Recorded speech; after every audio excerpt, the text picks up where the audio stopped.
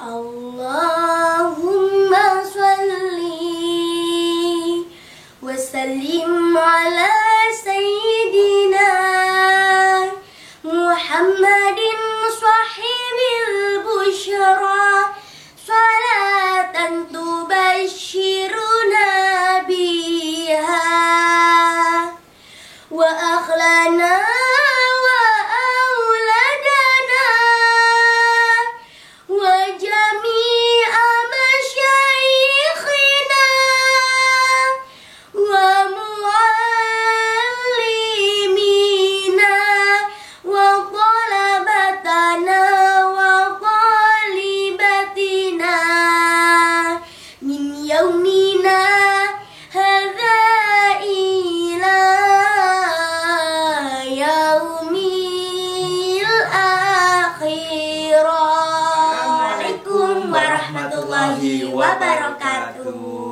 Halo sahabat-sahabat onlineku, saudara-saudara onlineku dimanapun kalian berada ya. Jumpa lagi dengan Abi Didin dan juga Neng Tasya ya. Kebetulan pada sore hari ini atau hari ini adalah momennya momen kelahiran Nabi besar Muhammad SAW pada tanggal 12 Rabiul Awal. Nah, mengenai festival atau Maulid Nabi di daerah Banyuwangi itu identik dengan endok-endokan atau telur. Nah, kali ini abinya Neng Tasya akan tanya-tanya kepada Neng Tasya ya. Tahu nggak kira-kira Neng Tasya itu masalah kenapa di Banyuwangi itu kalau Maulid Nabi atau setiap Maulid Nabi itu identik pakai telur atau harus pakai telur. Nah, kali ini Abi akan bertanya ke Neng Tasya gitu. Neng, ini untuk masalah Maulid Nabi di Banyuwangi ya, itu kan identik dengan telur. Kenapa kok harus pakai telur gitu? Terus ada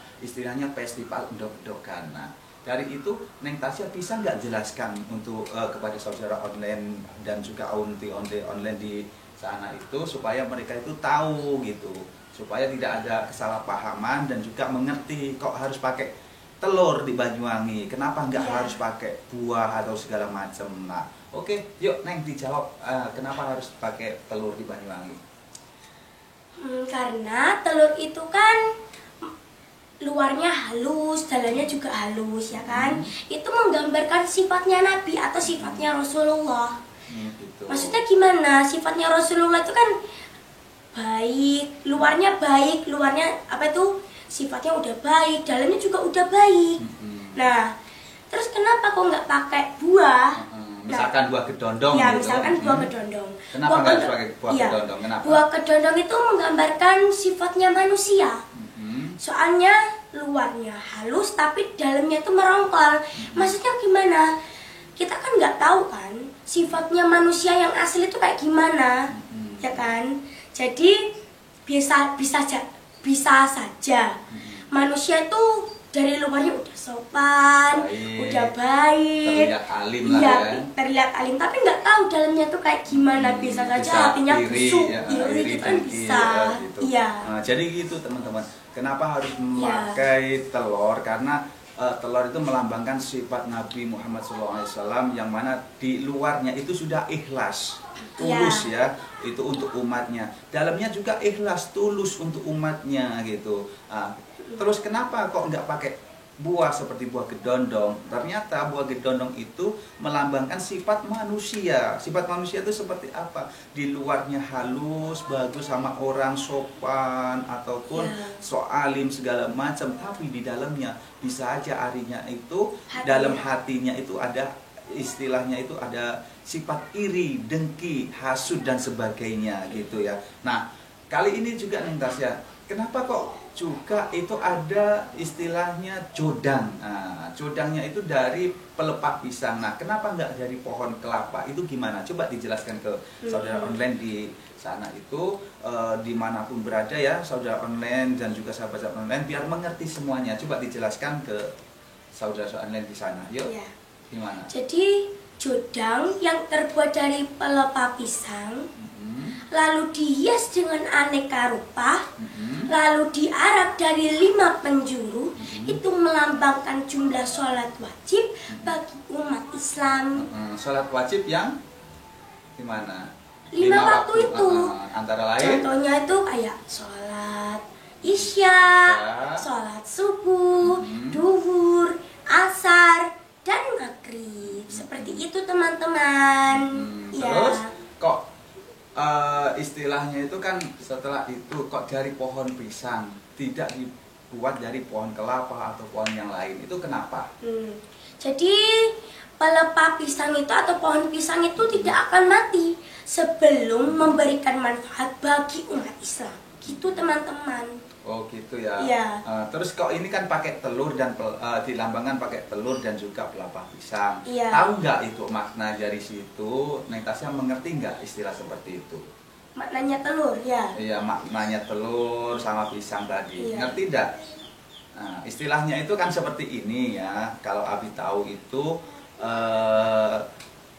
kalau zaman Rasulullah SAW belum dilahirkan, Iya. itu dulu itu di dunia ini atau di muka bumi ini gersang teman-teman ya, sahabat-sahabat onlineku, gersang, semuanya itu pepohonan tidak ada yang berbuah, bumi-bumi gersang, terik matahari semakin panas. Nah, setelah Rasulullah itu dilahirkan, semua pepohonan tiba-tiba hijau terus berbuah, banyak buahnya teman-teman semuanya. Nah, seperti itu di Banyuwangi juga diibaratkan buah-buah itu diibaratkan dengan telur tadi, yang tadinya itu pepohonan itu kering, akhirnya banyak dedaunan menjadi hijau subur makmur ketika Rasulullah lahir. Nah seperti itu ya Neng ya.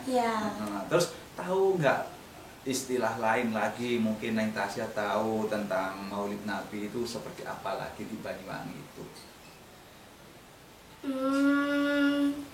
Kalau apa tuh tadi? Pisang. Bukan istilahnya Maulid Nabi. Maulid Nabi.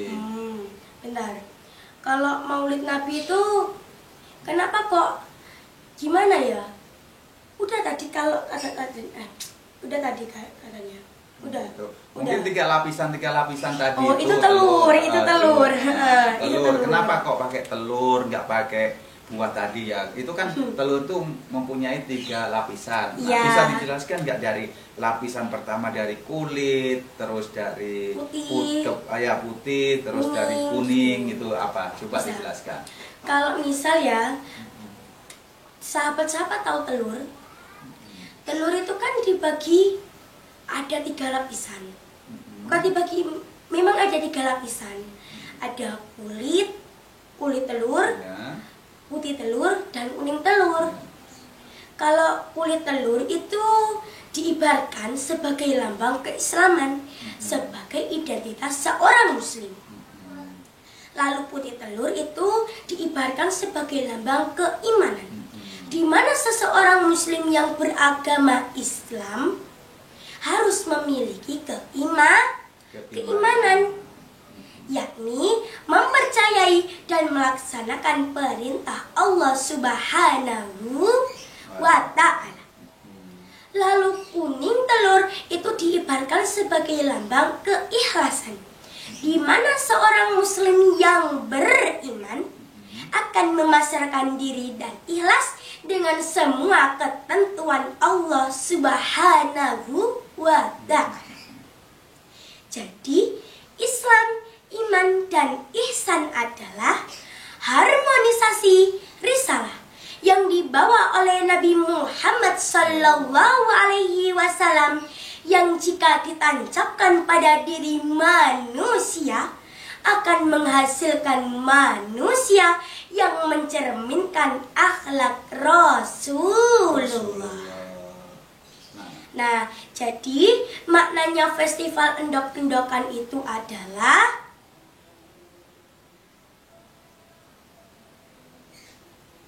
kita apa tuh? Maknanya itu agar kita selalu ingat dan menjalankan tuntunan Nabi, teman-teman. Nah, itu dia maksudnya, Abi. Oh, gitu. Iya. Jadi itu ya teman-temannya. Kenapa kok di Banyuwangi itu pakai istilahnya endok-endokan atau pakai telur dan pakai pelepah pisang tadi. Jadi itu maknanya. Jadi kalian sudah tahu ya. Nah, setelah ini teman-teman jangan lupa ya, dukung terus channelnya Neng Tasya untuk mengantarkan Neng Tasya menuju kesuksesan, dan supaya nanti kedepannya Neng Tasya bisa lebih belajar lagi dan tekun lagi, supaya nantinya menjadi orang-orang yang benar-benar menjadi manfaat di masyarakat dan manfaat bagi bangsa dan negara tentunya, gitu ya teman-temannya. Nah, Neng Tasya tahu ndak hadis Nabi yang menggugah hati umat muslim ini supaya memperingati hari kelahirannya Nabi Muhammad SAW? Tahu ndak? Tahu. Gimana coba? Rasulullah Shallallahu Alaihi Wasallam bersabda, "Man addama maulidi, kuntu syafi'an lahu yaumal qiyamah." Barang siapa yang memperingati hari kelahiranku Muhammad, niscaya aku akan memberi syafaat kepadanya besok di hari yaumul qiyamah. Sing sapa wong gelem mengeti dina kelahiranku Muhammad, mula ingsun bakal paring syafaat marang dheweke besok ing dina kiamat. Nah, itu hadisnya Abi. Oh gitu. Jadi itu teman-teman, sahabat-sahabat onlineku dan juga saudara onlineku dimanapun kalian berada ya. Jadi kita itu harus memperingati atau istilahnya itu senang, bangga dengan kelahirannya Nabi Muhammad SAW ke muka bumi ini. Karena apa? Nabi Muhammad SAW diutus ke muka bumi ini untuk memperbaiki akhlak-akhlak manusia, menyempurnakan akhlak. Karena apa? Ketika Rasulullah SAW belum lahir ke muka bumi ini, belum diutus ke muka bumi ini akhlaknya manusia itu luar biasa, berantakan. Bisa dibilang adalah zaman jahiliyah. Anak-anak yang masih kecil dalam kandungan, anak-anak yang masih dalam kandungan lahir, ketika anaknya perempuan dibunuh, dikubur hidup-hidup. Nah, setelah itu Rasulullah lahir ke muka bumi ini, barulah berubah zaman atau menjadi zaman yaitu terang benderang, yakni zaman yaumil Islam atau dinul Islam itu teman-teman. Nah, oke, Neng Tasya terakhir yuk. Neng Tasya tutup dengan sholawat gitu. Yuk, apa sholawatnya biar teman-teman bersolawat juga. Yuk, kita sama-sama bersolawat. Yang mana sholawat ini dipimpin oleh Neng Tasya. Sholawat yang apa itu? Allahumma sholli ke apa ya? Apa-apa. Ya, yuk. sholawat apa itu, lupa namanya. Pokoknya itu. Bismillahirrahmanirrahim. Allahumma sholli wa sallim ala sayyidina Muhammadin sahibil busyara, salatan tubashiruna biha wa akhlana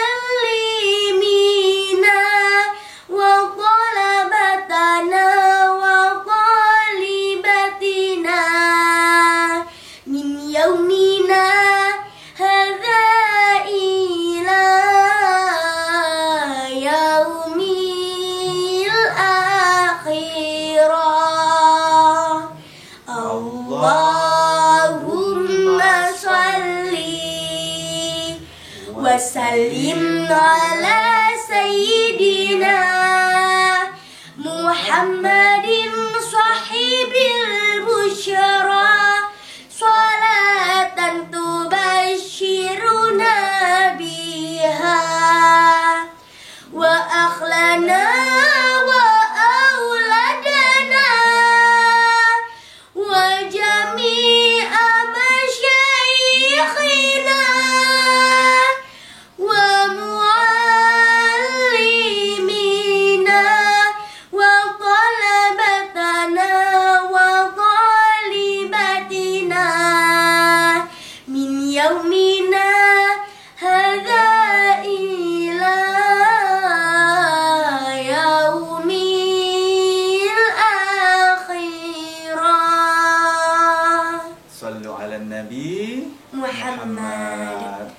teman-teman semuanya, sahabat-sahabat onlineku dimanapun kalian berada, dan juga saudara-saudara onlineku dimanapun kalian berada ya.